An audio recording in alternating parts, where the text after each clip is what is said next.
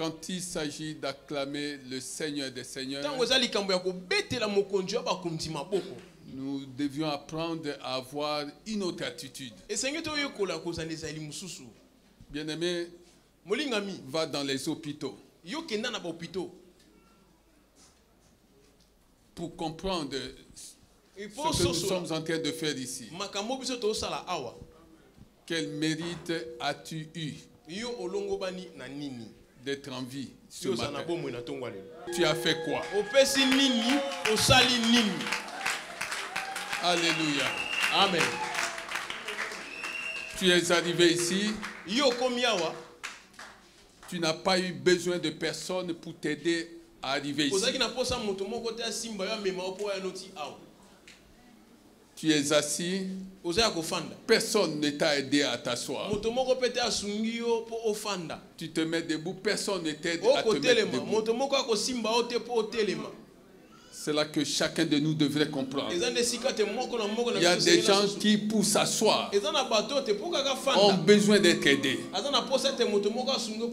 Pour se mettre debout, ils ont besoin d'être aidés.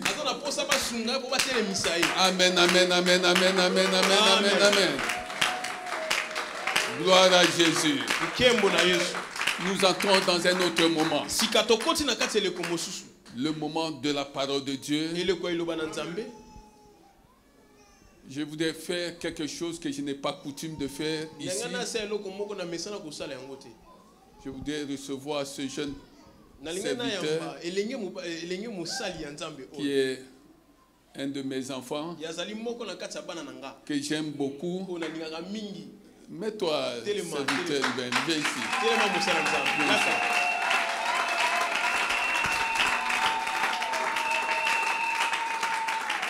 Alléluia. Amen. Ça, ce sont des choses que je ne fais pas. Alléluia. Amen. Au regard du message que le Saint-Esprit nous a inspiré de livrer aujourd'hui, je voudrais que tu entendes son témoignage. Mais je vais parler à sa place. Ce jeune homme travaillait avec moi et un jour il a décidé d'aller en Afrique du Sud. Il devait d'abord aller au Canada. Il avait une bourse d'études. Il avait une bourse d'études pour aller au Canada. Et moi j'étais en prière. Je l'ai appelé pour lui dire, le Seigneur m'a dit qu'il ne te voit pas au Canada. Non, pasteur, j'ai la bourse d'études. Je dis, le Seigneur m'a dit qu'il ne te voit pas au Canada. Vous savez, quand un jeune homme a sa bourse d'études, il a son inscription, il y a des choses qu'il ne veut plus entendre. Les voix de Dieu sont les voix de Dieu. Alléluia. Amen. Cela fait qu'il avait quitté Kinshasa sans me le dire. Il est allé en Afrique du Sud. Effectivement, la porte du Canada qui était ouverte s'est fermée. Il est allé en Afrique du Sud. Et un jour, j'étais en train de prier.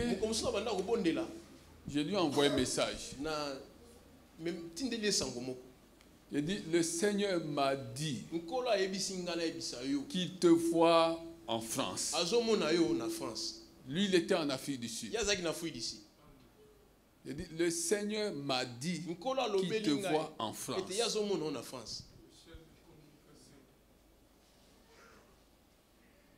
Et il a fait fi de cela. Il a fait comme si de rien n'était, comme s'il n'avait rien entendu. Il est resté, je crois, 6 mois, 8 mois, 9 mois en Afrique du Sud. Il n'avait plus de contact avec moi. Mais en Afrique du Sud, Les Sud-Africains qui n'étaient pas au courant de ce que le Seigneur avait dit. Ses amis qui priaient avec lui ont commencé à lui dire, serviteur, on a fait un rêve. Tu étais en France. Alléluia. Amen. Mais tu étais en France. Une fois, une deuxième fois, il a dit non, ça devient sérieux. Ces gens n'étaient pas au courant de ce que l'homme de Dieu m'avait dit. Comment peuvent-ils me dire exactement ce qui m'avait été dit? Un jour, il a décidé de rentrer ici. Je crois qu'à l'époque, moi j'étais à Kikwit. J'étais à Kikwit dans une campagne d'évangélisation. Il est rentré ici. Et puis quelques temps après, le Seigneur a ouvert une porte. Il est allé effectivement en France. Est-ce que tu comprends ces choses? Est-ce que quelqu'un comprend ces choses? Il est allé en France. Et aujourd'hui, il est devenu, si je ne m'abuse, français. Est-ce que tu comprends ça? Non, si tu comprenais ça, tu as calmé. Alléluia. Amen. Il y a des choses à mépriser. Mais quand un homme qui parle de la part de Dieu te dit quelque chose, ne méprisez pas ça. Alléluia. Amen. Aujourd'hui, il est devenu français. Sa femme française. Ses enfants français. Mais lui, il se voyait canadien. Peut-être même qu'il ne serait pas devenu canadien. Que quelqu'un acclame le Seigneur.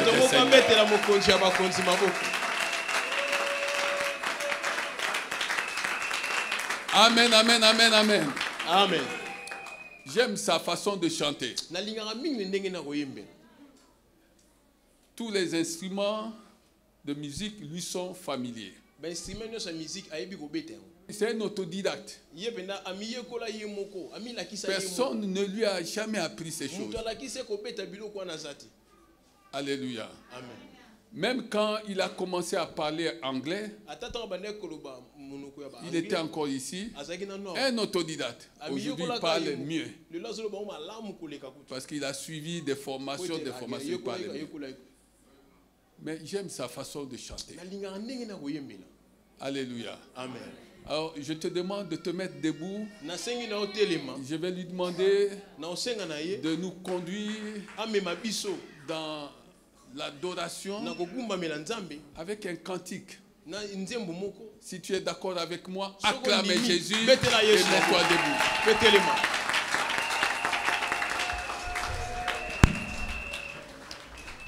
Alléluia. Nous allons pouvoir nous lever devant le Seigneur. Nos cœurs assoiffés de sa présence. Nos pensées, nos cœurs tournés vers lui. Je vous invite à être concentrés pendant que nous chantons cette chanson. Gloire, gloire, gloire à l'Éternel sur la gamme de Do. Nous avons les yeux fermés. Gloire à l'agneau de Dieu. Gloire, gloire, gloire à l'agneau. Chantons ensemble. Chantons gloire, gloire, oh gloire, gloire, alléluia.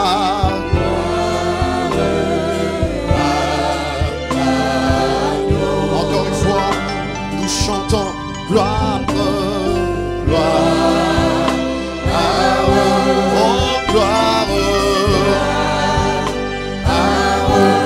alléluia, gloire.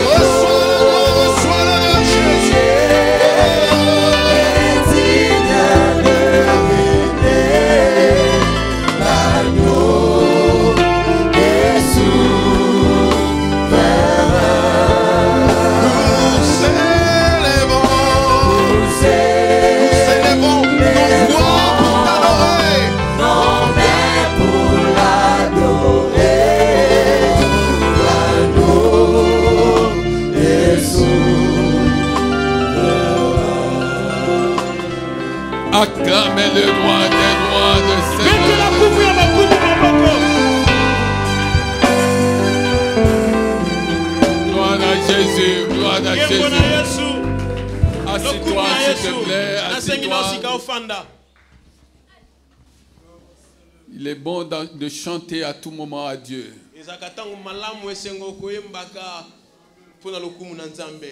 Alléluia. Amen. Même si tu ne sais pas chanter, tu peux chanter. Amen, amen, amen, amen. Amen. Allons maintenant dans la parole de Dieu. Nous sommes dans Jean 1, verset 47.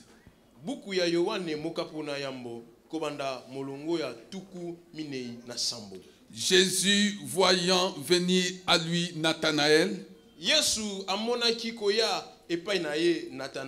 dit de lui, voici vraiment un Israélite dans lequel il n'y a point de fraude. D'où me connais-tu? Lui dit Nathanaël.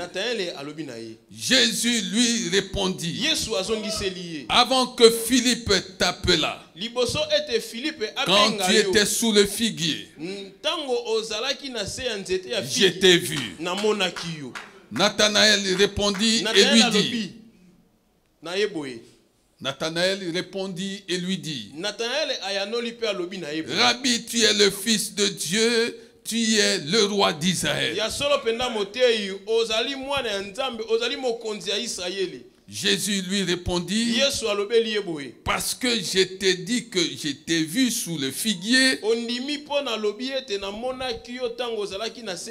tu crois. Tu verras de plus grandes choses que celle-ci. Tu verras de plus grandes choses que celle-ci. Et il lui dit, en vérité, vous verrez désormais le ciel ouvert et les anges de Dieu monter et descendre sur le Fils de l'homme. Que quelqu'un acclame la parole du Seigneur des Seigneurs. Que quelqu'un acclame la parole du Seigneur des Seigneurs. Gloire à Jésus. Tu verras de plus grandes choses que celles que tu as vues jusqu'à présent. Aujourd'hui, je voudrais te parler de quelque chose. Et je rappelle qu'avant cela, nous étions en train de parler sur levons-nous. Nous sommes dans Néhémie. Néhémie, chapitre 2, à partir du verset 17. Levons-nous et bâtissons. Levons-nous et bâtissons. Levons-nous et bâtissons. Nous nous levons pour l'avancement du royaume. Du royaume de Dieu. Dieu cherche des bâtisseurs et non des destructeurs. Bâtissons nos familles. Vous êtes à la communauté chrétienne famille puissante. Bâtissons nos familles. Ne détruisons pas nos familles. Levons-nous et bâtissons. La famille, c'est quelque chose de sacré. En tant que chrétiens, nous devons nous interdire de désacraliser nos familles. Nous devons garder intact le caractère sacré de famille. Et quand nous bâtissons, nous ne bâtissons pas sur des terrains plats. Nous ne cherchons pas des terrains plats. Nous bâtissons là où il y a des montagnes. Nous bâtissons là où il y a la vallée de l'ombre de la mort. Nous bâtissons là où il y a le feu. Parce que ce n'est pas nous qui allons faire ce travail seul. Nous le ferons avec le Saint-Esprit. Que quelqu'un acclame le Seigneur des Seigneurs. Alléluia. Amen. Ici, le Seigneur dit, tu verras. Tu verras le ciel ouvert. Je suis venu dire à quelqu'un, je ne sais pas quel est ton problème. Je ne sais pas quelle est ta situation. Je ne sais même pas si ta vie a touché à quelle extrémité. Mais ce que je sais, c'est que la parole que tu vas entendre est une parole de consolation. La parole que tu vas entendre est une parole de consolation. Or, la Bible dit ceci dans Ésaïe 66. Ésaïe 66, verset 10. Réjouissez-vous avec Jérusalem. Faites d'elle le sujet de votre allégresse. Vous tous qui l'aimez, tressaillez avec elle de joie. Vous tous qui menez deuil sur elle, afin que vous soyez nourris et rassasiés du lait de ses consolation. Aujourd'hui, il y a plus que le lait de consolation que donne Jérusalem. Le lait de consolation que tu vas recevoir aujourd'hui vient de la parole de Dieu. Le Seigneur dit clairement que tu verras le ciel ouvert. Le ciel de ta vie sera ouvert. Les portes qui étaient fermées seront ouvertes. Comment je le sais? Le Seigneur a parlé.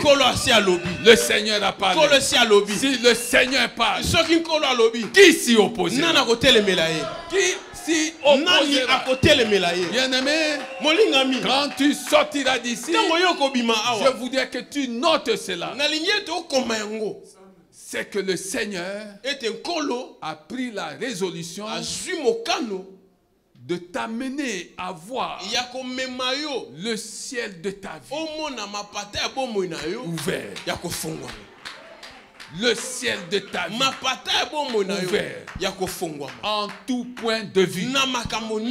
Alléluia. Amen. Alléluia. Amen. Oui. Lis la parole de Dieu. Tu verras ce que le Seigneur a fait pour tant de personnes. Bien-aimé, quand tu passes des moments difficiles, quand tu traverses des moments difficiles, comment réagis-tu? Quelle est ton attitude? Il y a eu un homme appelé Job. Nous allons dans la parole de Dieu. Regarde ce qu'était le désir de son cœur alors qu'il traversait des moments difficiles. Job 23. Job 23. Verset 3. Oh! Si je savais où le trouver, si je pouvais arriver jusqu'à son trône, je plaiderais ma cause devant lui, je remplirais ma bouche d'arguments, je connaîtrais ce qu'il peut avoir à répondre. Oh, si je pouvais trouver, si je savais où le trouver. C'est la prière de Job. C'est le désir de son cœur. Il a atteint son extrémité. Écoute comment il est en train de prier. Il ne s'est pas levé contre quoi que ce soit. Oui, lève-toi contre qui tu veux. Non, regarde la prière de cet homme. Il n'a pas dit à Dieu, Seigneur, si tu peux retirer des mâchoires de la mort, si tu peux retirer des mâchoires de la mort, mes enfants, Seigneur, si tu peux me rendre ma richesse. Il n'a pas prié de la sorte.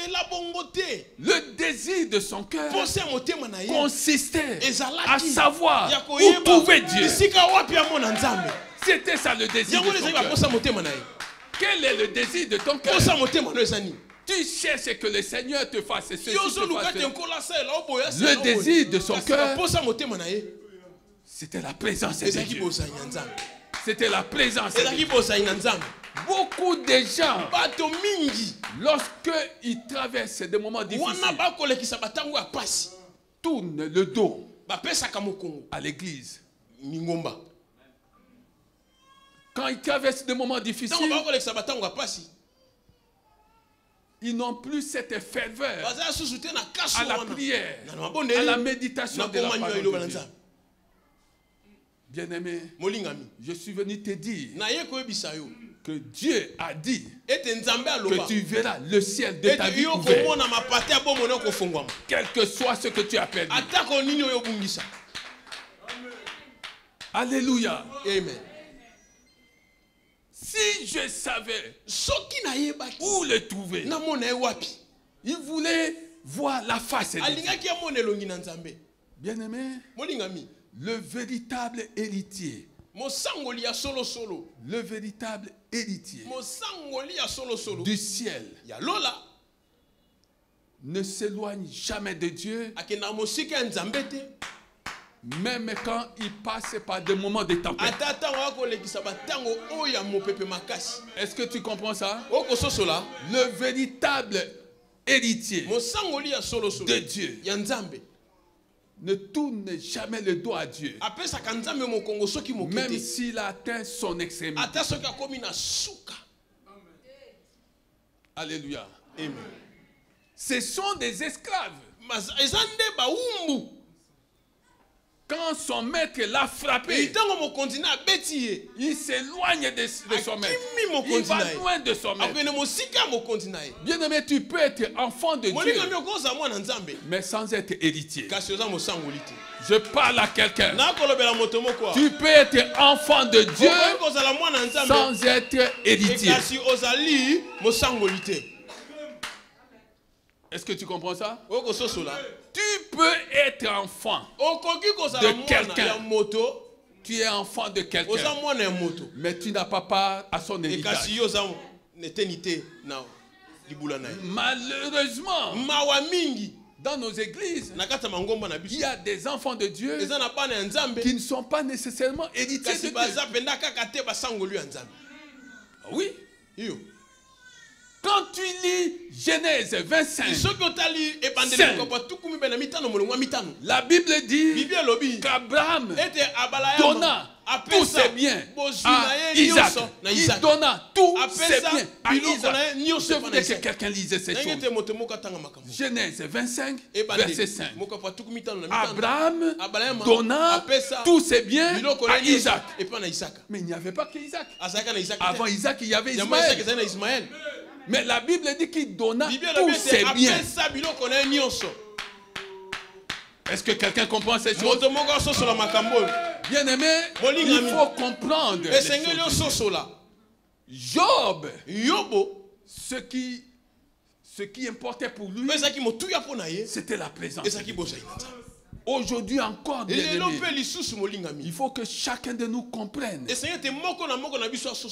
que lorsque nous parlons de grâce, la grâce de Dieu. Lorsque nous parlons sur la grâce consiste avant tout, en la puissance de Dieu, 2, en la présence de Dieu, 3, en la bénédiction de Dieu, expérimenter expérimenté par tous ceux qui ont reçu Jésus comme Seigneur et Sauveur. C'est ça la grâce. Elle consiste en la puissance de Dieu,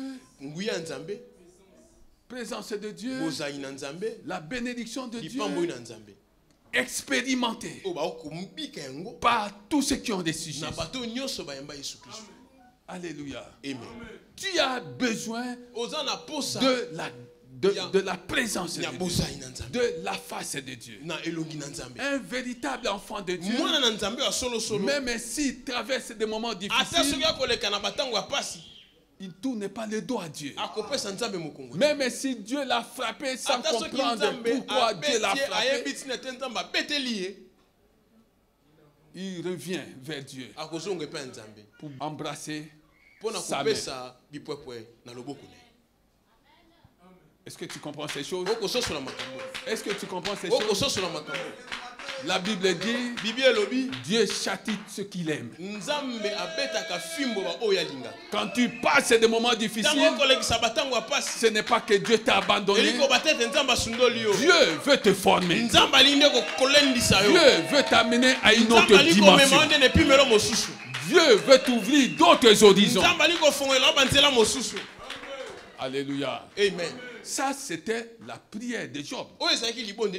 Oh, si je savais où le trouver. Il y a eu quelqu'un d'autre qui avait prié aussi. Nous sommes dans Psaume. Psaume 139. Verset 7. Où irai-je? Loin de ton esprit. Et où fuirai-je? Loin de ta face. Où irai-je? Loin de ton esprit. Où fuirai-je? Loin de ta face. Si je monte aux cieux, tu y es. Si je me couche au séjour des morts, tu voilà. Si je prends les ailes de l'aurore et que j'aille habiter à l'extrémité de la mer, là aussi, ta main me conduira et ta droite me saisira. Si je dis, au moins les ténèbres me couvriront, la nuit devient lumière autour de moi. Même les ténèbres ne sont pas obscures pour toi. La nuit brille comme le jour. Je suis venu dire à quelqu'un qui est plongé dans je ne sais quelle nuit que le Seigneur dit que cette nuit-là dans laquelle tu es plongé, la nuit des difficultés, la nuit des questionnements, la nuit de mauvaises réflexions, va briller comme le jour. Le Seigneur dit que tu verras désormais. Que tu verras désormais. Le ciel est ouvert. Le ciel est ouvert. Le ciel est ouvert. Ce qui n'allait pas dans ta vie, ce qui était mort dans ta vie, va reprendre vie. Au nom de Jésus, cela va reprendre vie. La parole de Dieu est vivante. La parole de Dieu est efficace. Heureux celui qui croit sans avoir encore rien vu. Alléluia. Amen. Alléluia. Amen. Ça, c'était la prière de David. Nous venons de voir la prière de Job. Nous venons aussi de voir la prière de David. Maintenant, allons voir l'attitude des disciples de Jésus-Christ face à une situation qui est survenue au milieu d'eux. Jean 6, verset 66. Dès ce moment, plusieurs de ses disciples se retirèrent et ils n'allaient plus avec lui. Jésus donc dit aux 12, et vous, ne voulez-vous pas aussi vous en aller? Simon-Pierre lui répondit, Seigneur, à qui irions-nous? À qui irions-nous? Tu as les paroles de la vie éternelle. Et nous avons cru. Écoute cette parole. Et nous avons cru. Et nous avons connu que tu es le Christ, le Saint de Dieu. Que quelqu'un acclame cette parole. Il y avait un problème. Jésus a dit une parole qui avait choqué plus d'un. Et la Bible dit que plusieurs de ses disciples se retirèrent et cessèrent d'aller avec lui.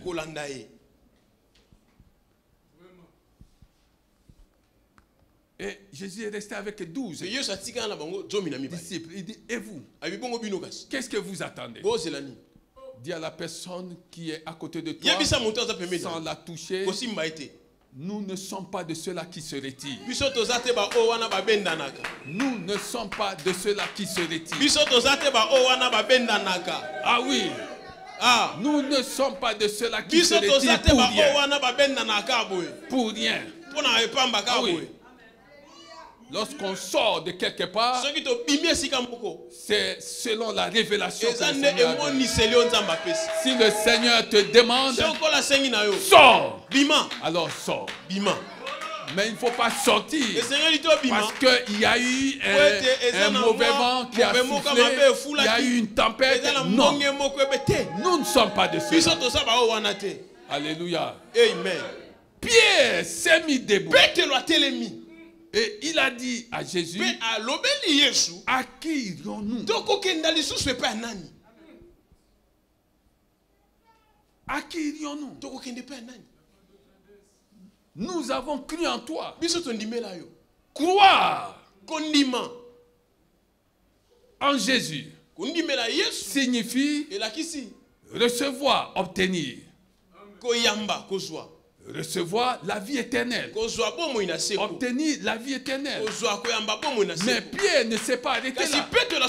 Pierre a dit, nous avons cru et nous avons connu. Nous avons connu. Tu peux croire. Mais est-ce que tu connais? Beaucoup de chrétiens se sont arrêtés à ce niveau-là. Ils ont cru en Jésus-Christ, mais ils ne creusaient pas dans la parole de Dieu. Ils ne cherchaient pas à recevoir des révélations. Alors que Jésus lui-même, quand il est venu, il y a des enseignements qu'il a balayés. Il a balayé des choses. Que quelqu'un dise, pasteur, montre-nous ce que Jésus a balayé. Montre-nous des choses que Jésus a balayées. Regarde, nous sommes dans Matthieu. C'est la même Bible. Ce n'est pas une autre Bible. Matthieu 5, verset 38. Vous avez appris. Jésus sait qu'ils ont appris. Qu'il a été dit œil pour œil et dent pour dent. Mais moi, je vous dis de ne pas résister aux méchants. Si quelqu'un te frappe sur la joue droite, présente-lui aussi l'autre. Si quelqu'un veut plaider contre toi et prendre ta tunique, laisse-lui encore ton manteau. Est-ce que tu comprends ces choses? Verset 43. C'est là où les Romains s'empoignaient. Hein? Alléluia. Amen. Ah oui, il y a un problème. J'ai dit bien, il y a un problème. Vous avez appris. Nous sommes dans Matthieu 5, verset 43. Vous avez appris. Il a été dit, tu aimeras ton prochain et tu haïras. Tu haïras ton ennemi. Mais moi,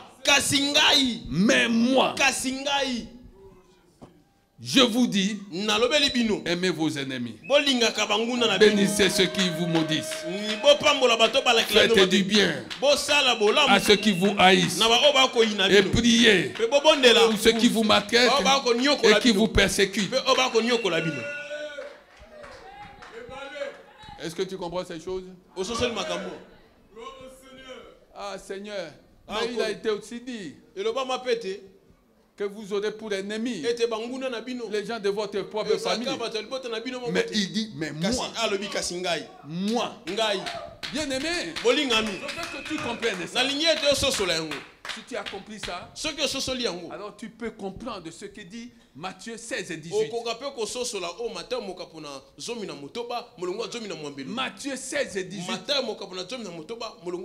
Que tu répètes tous les jours sans comprendre. Et l'ennemi, quand il te voit en train de répéter ces choses, il s'en moque. Verset 18. Matthieu 16. Écoutez ces choses. Et moi, je te dis que tu es Pierre. Et que sur cette pierre, je bâtirai mon église. Et que les portes du séjour des morts ne prévaudront point contre elle. Je te donnerai les clés du royaume des cieux.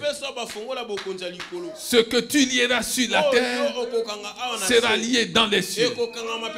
Et ce que tu délieras sur la terre sera délié dans les cieux.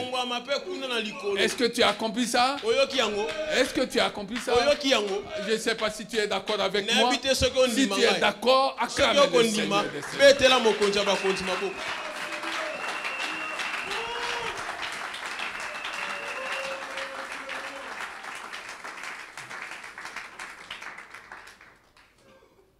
Tu verras désormais le ciel ouvert. Mais à une condition de pratiquer l'amour. Pratique l'amour. La Bible dit, garde-toi quand tout le monde dira du bien de toi. Même dans ta famille, les gens doivent s'opposer à toi. Ils se sont opposés à Jésus. La Bible dit que ses frères et ses soeurs n'avaient pas cru en lui. Pratique l'amour. Celui qui pratique l'amour se place au-dessus de la mêlée. Alléluia. Amen. Si tu pratiques l'amour, tu es le plus fort. Alléluia. Amen. Il n'y a pas d'esclavage dans l'exercice de l'amour. Non, il n'y a pas d'esclavage. Sinon, l'Esprit n'aurait pas dit, car Dieu a tant aimé le monde. Dieu a tant aimé le monde.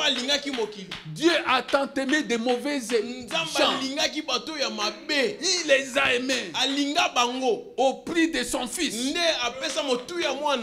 a tant aimé le monde qu'il a donné son fils. Alléluia. Amen. Ta force est dans la pratique de l'amour. Alléluia. Amen. Tu verras désormais le ciel ouvert. Tu as cru en Jésus, tu as reçu la vie éternelle. Mais est-ce que tu as connu Jésus? Connaître Jésus signifie obéir à Jésus. Tu ne peux pas obéir à quelqu'un que tu ne connais pas. L'obéissance vaut mieux que les sacrifices. Connaître Jésus, c'est obéir à Jésus, marcher avec Jésus et pour Jésus. Alléluia. Amen.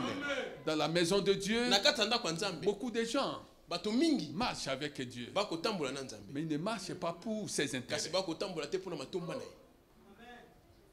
Est-ce que tu marches pour les intérêts du royaume? Est-ce que tu viens ici, tu demandes qu'est-ce que tu peux faire qui plairait à Dieu? Ça, c'est marcher pour Dieu. Est-ce que tu comprends ces choses? C'est ça, marcher pour Dieu. C'est chercher à connaître les besoins de Dieu sur cette terre et devenir la personne qui apporte des solutions aux besoins de Dieu. Quand il s'agit de prier, tu es là. Quand il s'agit de donner, tu es là. N'attends pas que le pasteur qui n'a pas reçu ce genre d'évangile, où il doit dire qu'il y a comme ça, qu'il y a autant, ça c'est du paganisme. Non, ça ce n'est pas de Dieu. À moins que nous n'ayons pas la même Bible. Je ne vois pas là où un disciple de Jésus avait fait ces choses. Là où Jésus avait fait ces choses. Là où il demandait de l'argent aux gens. Qui a? Qui a? Non, c'est du paganisme. Nous n'avons pas reçu cet évangile. Et cet évangile concerne son fils, qui est né de la postérité de David selon la chair, mais qui a été déclaré fils de Dieu selon l'esprit, avec la puissance de l'esprit, après sa résurrection et son ascension. C'est ça l'évangile que nous prêchons. Tu veux donner à Dieu, libre à toi, en sachant que donner, il vous sera donné. Celui qui donne peu, moissonne peu. Ça fait partie des lois, ça fait partie des finances du ciel. Tu n'as pas besoin qu'on te pousse. Si toi tu ne le fais pas, quelqu'un d'autre le fera. Est-ce que tu comprends ces choses? Si tu comprends ces choses, acclame le Seigneur.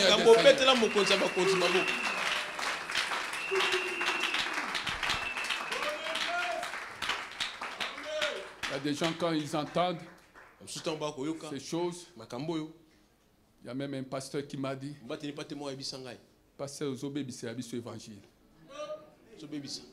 Comment tu dis ces choses? Il dit, mais ces choses que moi j'ai dit sont bibliques. Je ne dis jamais rien qui soit en dehors de la Bible. S'il y a des enseignements d'inspiration humaine, ici nous enseignons ce que l'Esprit nous enseigne. Alléluia. Est-ce que quelqu'un comprend ça? Tu verras le ciel ouvert. Tu verras le ciel ouvert. Abraham a vu le ciel ouvert. Il est sorti de chez ses parents. Il n'avait rien. Sur ordre de Dieu, Dieu lui demanda de quitter sa patrie et d'aller à un endroit où il n'avait jamais été, à un endroit qu'il ne connaissait pas. Alléluia. Mais que dit la Bible? Genèse 13 et 2. Cet homme qui est sorti sans argent, sans une part d'héritage, devint riche. Genèse 13:2. Il devint riche. Que dit la parole de Dieu en ce qui concerne son fils Isaac? Genèse 26, verset 13. La parole de Dieu, il devient fort riche.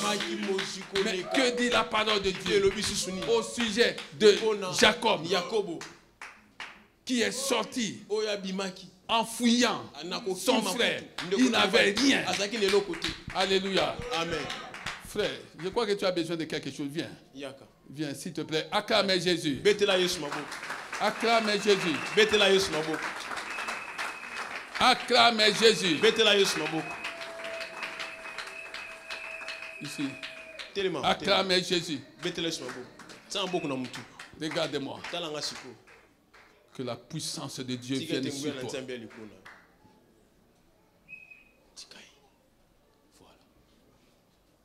Merci Jésus. Acclamons Jésus.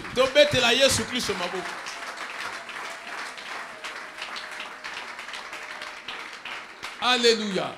Amen. Jacob fouillait son frère Ésaü. Il n'avait rien. Il n'avait rien. Mais lis la parole de Dieu. Genèse 30, verset 43. La Bible dit qu'il devint riche. Bien-aimé, tu regardes à ta situation, tu regardes à ton âge, tu regardes à tes relations, tu n'as pas de relations. Jésus-Christ est ta meilleure relation. Ah oui, Jésus est ta meilleure relation. Crois en lui et cherche à le connaître. Qu'est-ce que je dis? Crois en lui et cherche à le connaître.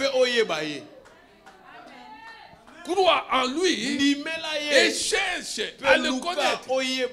Ça, c'est la relation dont tu as besoin dans cette vie. Ne t'appuie pas sur une relation humaine. Ah non, bien-aimé. Ne t'appuie pas sur une relation humaine. Appuie-toi sur Jésus. Est-ce que tu comprends ces choses? Si tu comprends ces choses, acclame le Seigneur.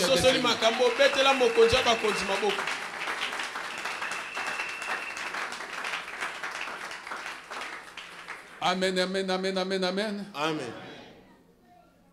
Bien-aimé, le Seigneur dit que tu verras le ciel ouvert. Tu verras le ciel ouvert. Abraham avait la même parole. Le Seigneur lui avait donné la même parole que tu as. Et sa vie a changé. Aujourd'hui, tu entends ces choses. Ta vie peut changer. Et la volonté de Dieu, c'est que ta vie change. Personne ne peut mettre des limites à ta vie. Personne, bien-aimé. Personne. Même les forces des ténèbres ne peuvent pas mettre des limites à ta vie. Quand Dieu dit que les portes du séjour des morts ne peuvent pas contre toi, c'est-à-dire que tu auras reçu la puissance que donne l'Esprit de Dieu qui te permet de t'attaquer à Satan, au péché, à la maladie, aux infirmités, à tout ce qui vient de l'ennemi. Ça, c'est l'Église qui atteint ce niveau-là. Vous recevrez une puissance, celle du Saint-Esprit, survenant sur vous. C'est ça l'Église. Si tu n'as pas reçu cette puissance, tu vas continuer à exalter des puissances que tu ne devrais pas exalter. Plus tu parles de quelqu'un, plus tu le rends célèbre. Plus tu fais sa publicité. Nous parlons jour et nuit de Jésus-Christ. Nous parlons de Jésus. Quand nous sommes dans la maladie, nous parlons de Jésus. Quand nous sommes dans le monde, nous parlons de Jésus. Quand rien ne va, quand tout est fermé, nous parlons de Jésus. Ah oui. Ah oui. Vous verrez le ciel ouvert. Tu verras le ciel de ta vie ouvert. Abraham avec Sarah ont vu le ciel de leur vie ouvert. Job, après avoir tout perdu, richesse et enfants, a vu le ciel de sa vie ouvert. David, détrôné par son propre fils, fuyant loin de Saoul, a vu le ciel ouvert. Même si les gens te rejetaient, parle-leur de Jephthé. Il avait été rejeté par ses frères. Mais ce jour-là, quand le ciel de sa vie s'est ouvert, les mêmes personnes qui l'avaient rejeté sont allées le chercher. Je suis venu dire à quelqu'un aujourd'hui que ceux qui te méprisent, ceux qui te rejettent, auront besoin de toi. Ils viendront vers toi. C'est la parole de Dieu. C'est la parole de Dieu. Ah oui. Les gens vont te chercher à cause de ce que tu entends. Oui, Jephthé avait été rejeté. Mais ses frères qui l'avaient rejeté, les mêmes frères, sont allés le chercher. Oui, Joseph avait été rejeté. Mais les mêmes frères ont eu besoin de lui. Oui, bien-aimé. Oui. Moïse avait été traité de meurtrier. Ceux qui l'avaient traité de meurtrier ont eu besoin de lui face à Pharaon. Alléluia. Bien-aimé, quand le ciel reste ouvert, bien-aimé, personne ne peut le fermer. Personne ne peut le fermer. Alors voilà comment tu dois te comporter.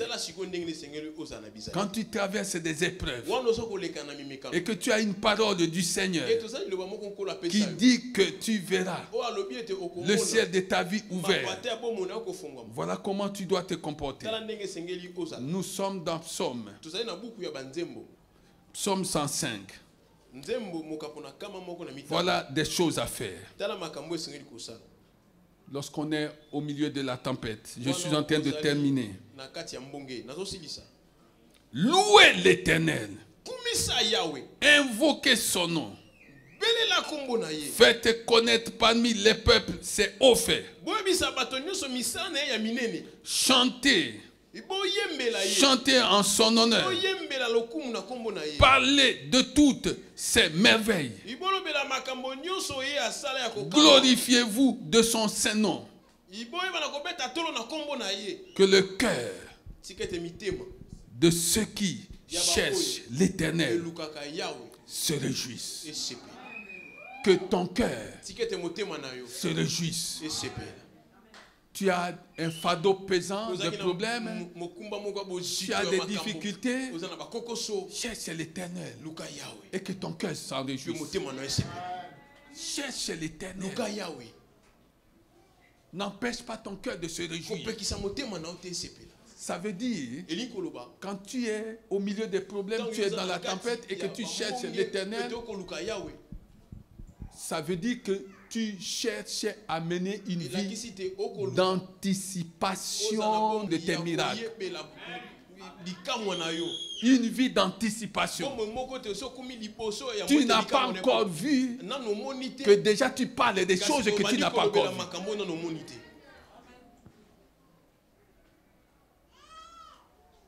J'aurai des enfants cette année. Cette année, je vais travailler. Cette année, je vais voyager.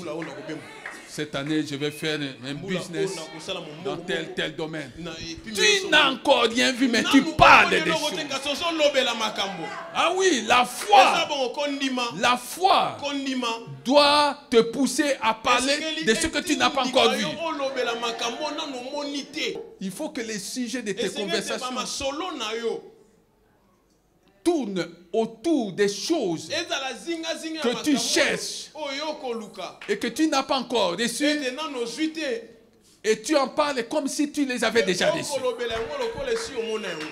Alléluia. Amen. Que le cœur de ceux qui cherchent l'Éternel se réjouisse.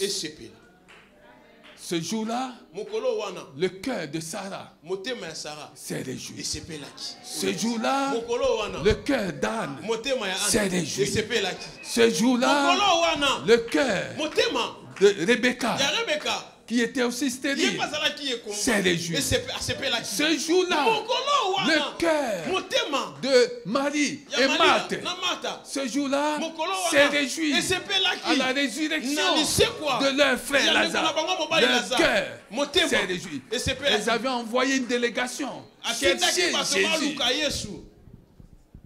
Celui qui cherche le Seigneur,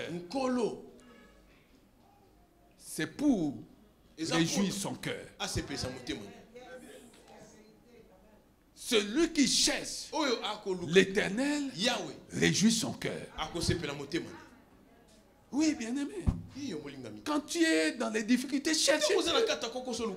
Ne cherchez pas d'intervention inutile. Cherche Dieu. Et ton cœur se réjouira. Et tu mèneras une vie d'anticipation. C'est-à-dire une vie où tu prends une longueur d'avance sur ton miracle. Les gens ne voient pas encore ton miracle, mais toi, tu l'as déjà vu. Alléluia. Amen. Tu as un projet, tu commences à dire, ici, je vais construire telle chose, je vais construire ici, ça va devenir comme ça. Ah, bien aimé, il faut parler. Il faut parler. Ne gardez pas ça. Oui, bien aimé. Que personne ne te dise que non, si tu en parles. Oui, il y a des choses dont il ne faut pas parler. Mais quand tu as un projet qui est clair et tu tiens à ce projet, parlez-en. Parlez-en dans tes conversations. Ce serait une façon pour toi d'activer le miracle. Deuxième chose, ayez recours